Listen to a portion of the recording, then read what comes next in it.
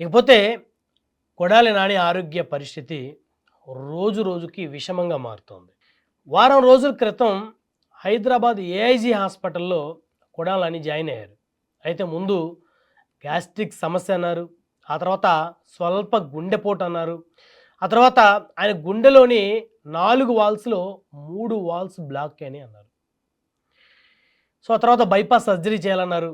So, AIG హాస్పిటల్‌లో చికిత్స కన్నా మెరుగైన చికిత్స అందించాలి అనేటువంటి ఉద్దేశంతోటి ఆయన్ని ముంబైకి చేర్చారు. స్పెషల్ ఫ్లైట్‌లో హుటాహుటిన.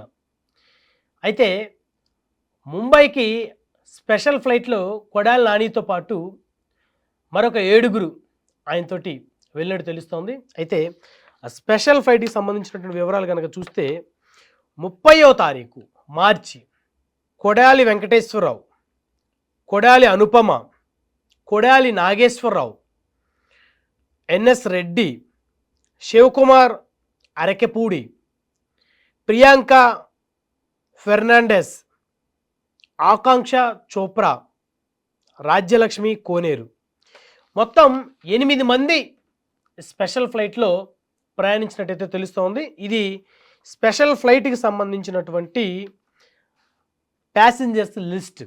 ఎవరెవరైతే వెళ్ళారో వాళ్ళ పేర్లు అధికారికంగా. అయితే ఇప్పుడు ఆయనకి ముంబైలో స్పెషల్ ట్రీట్మెంట్ అందిస్తున్నారు. సో, ముంబై హాస్పిటల్లో ఆయన జాయిన్ చేసిన తర్వాత ఆయన ఆరోగ్య పరిస్థితి మీద ఆంధ్రప్రదేశ్లో రకరకాల అభిప్రాయాలు వినిపిస్తూ ఉన్నాయి. ఆయన పరిస్థితి విషమంగా ఉందని, ఆయనకి బైపాస్ సర్జరీ చేయాలని రకరకాల అభిప్రాయాలు, రకరకాల మాటలు వినపడతా ఉన్నాయి. అయితే ఇప్పటివరకు ఆ వైద్యులు అధికారికంగా ఆయనకున్న సమస్య ఇది అని చెప్పలేదు. సో, ఇది ఒక ఎపిసోడ్ ఆయన ఆరోగ్యానికి సంబంధించి. సో, మరొక వైపు చూస్తే ఆయన క్షేమంగా తిరిగి రావాలనుకున్న వారికన్నా ఆయన తిరిగి రాకూడదు అని కోరుకుంటున్న వాళ్ళు ఎక్కువైపోతూ ఉన్నారు. దానికి కారణం ఏంటి? గత 5 సంవత్సరాల పాటు ఆయన వాడినటువంటి విపరీతమైన జుగుప్సాకరమైనటువంటి భాష. ఈరోజు ఆయన తెలుగుదేశం పార్టీలో ఉండి ఉన్నట్లయితే చంద్రబాబు నాయుడు గారికి అత్యంత సన్నిహితులుగా ఉండేవారు.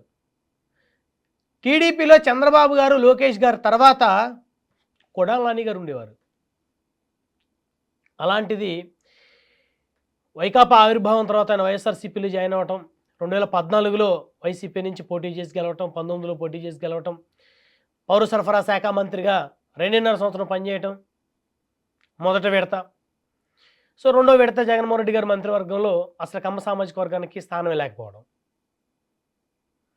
అయినప్పటికీ కూడా కొడాలి నాని గారు ప్రతిరోజు చంద్రబాబు నాయుడు గారిని అరేయ్, ఒరేయ్, కొడక, లోకేష్ గారిని పప్పుగాడు, తుప్పుగాడు, పప్పునాయుడు, తుప్పునాయుడు, చంద్రబాబు గారి వాళ్ళ నాన్నగారిని ఖర్జూర్ నాయుడు గారిని కూడా నీచాతి నీచంగా మాట్లాడారు. వాడయ్యే ఖర్జూర్ నాయుడు అంటూ ఆయన అనేక సందర్భాల్లో మాట్లాడారు చంద్రబాబు నాయుడు గారు. అంటే దానివల్ల ఆయనకి మరి ఎంత లబ్ధి చేకూరిందో తెలియదు కానీ, ఎంత ఆదాయం చేకూరిందో తెలియదు కానీ, ఈరోజు ఆయన్ని 2 తెలుగు రాష్ట్రాల్లో ఆయనకి ఇలాగే జరగాలి, దేవుడు శిక్ష విధించాడు ఆయనకి, ఇంకా అనుభవించాలి ఆయన అని శాపనార్థాలు పెట్టేవారు ఎక్కువైపోయారు. దానికి ఎవరు కారణం? ఆయన విపరీత ధోరణి, ఆయన భాష, జగన్మోహన్ రెడ్డి గారి మెప్పు పొందడం కోసం ఆయన మాట్లాడినటువంటి మాటలు, ఆయన చేసిన చేష్టలు, ఆయన వాడిన బూతులు. సో, జగన్మోహన్ రెడ్డి గారు మంత్రివర్గంలో మంత్రిగా ఉండి చక్కగా పరిపాలన మీద దృష్టి పెట్టాల్సింది, అది ఇంకో రకంగా ఉండేది.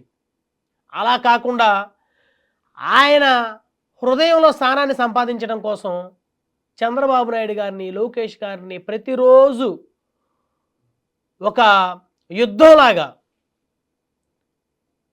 ఒక టైం టేబుల్ పెట్టుకొని మరి ఒక ఉద్యమంలాగా తిడతానే వచ్చారు. దానివల్ల ఏమైంది? ఆయన సొంత సామాజిక వర్గమైన కమ్మ సామాజిక వర్గంలో 100కి 99 మంది కొడాలి నాని గారిని వ్యతిరేకించారు. 100కి 99 మంది ఆయన దూషించారు. అంటే ఈరోజు ఆయన ఏమి సంపాదించినట్టు? ఏమి సంపాదించుకున్నట్లు? ఆప్తులను పోగొట్టుకున్నట్లు. నిజంగా ఇదే వైఎస్ఆర్ కాంగ్రెస్ పార్టీకి సంబంధించినటువంటి నాయకులు నిజంగా నాని గారి మీద ప్రేమ ఉంటుందా? అసలు జగన్మోహన్ రెడ్డి గారికి కొడాల నాని గారి మీద నిజంగా ప్రేమ ఉంటే ఆయన మొన్న ఏఐజీ హాస్పిటల్‌కి వచ్చి ఉండేవారు. వచ్చి డాక్టర్లతో మాట్లాడి నాని గారు నాకు అత్యంత సన్నిహితులు. ఆయనకి ఏమి అవ్వటానికి వీల్లేదు. ఎంత ఖర్చయినా పర్లేదు. ఎలాంటి స్పెషలిస్టులైనా ప్రపంచం నలుమూలలో ఉన్న వైద్యుల్ని ఇక్కడికే తెప్పించండి. ట్రీట్మెంట్ చేయండి అని చెప్పేవారు. దగ్గరుండి చూసుకునేవారు. మరి ఆయన రాలేదు కదా! ఇదే తెలుగుదేశం పార్టీలో కొడాల నాని గారు ఉంటే చంద్రబాబు నాయుడు గారు వచ్చి పరామర్శించేవారు. లోకేష్ గారు పరామర్శించేవారు. కమ్మ సామాజిక వర్గం మొత్తం కొడాల నాని గారికి అండగా నిలబడి ఉండేది. తెలుగుదేశం పార్టీ మొత్తం ఆయనకు అండగా నిలబడి ఉండేది. సొంత సామాజిక వర్గాన్ని కోల్పోయారు. తెలుగుదేశం పార్టీలో ఉన్నటువంటి మిగతా సామాజిక వర్గాల అభిమానాన్ని కోల్పోయారు. చివరికి అన్నీ కోల్పోయి ఈరోజు కొడాల నాని గారు సాధించింది ఏంటి? అందరితోటి తిట్లు, అందరితోటి శాపనార్థాలు. ఆయన పోవాలి అని కోరుకునే వాళ్ళు ఎక్కువైపోయారు. సో కొడాల నాని గారి జీవితం భవిష్యత్ తరాల్లో రాజకీయాల్లోకి రావాలనుకున్న యువతకి ఆయన జీవితం అనేది ఒక ఎగ్జాంపుల్ అవ్వాలి. ఇలా మాట్లాడకూడదు, ఒక నాయకుడు ఈ విధంగా ఉండకూడదు అనేదానికి ఆయన రాజకీయ జీవితం ఒక ఉదాహరణ అవ్వాలి. వరుసగా 4 సార్లు విజయ పతాకం ఎగరేసిన ఒక శాసనసభ్యుడు, ఒక బలమైన నేత ఈరోజు హాస్పిటల్లో చావు బతుకుల మధ్య ఉంటే ఆయనకి ఏం జరిగిందో, ఏం జరుగుతుందో కూడా ఆయన అభిమానులకి, ఆయన నియోజకవర్గ ప్రజలు తెలుసుకోలేని పరిస్థితుల్లో వెళ్ళిపోతే కనీసం ఆయన సంరక్షణ బాధ్యత చూసేటువంటి దిక్కు ముక్కు లేకపోతే ఇంకా ఆయన ఏమి సాధించినట్లు?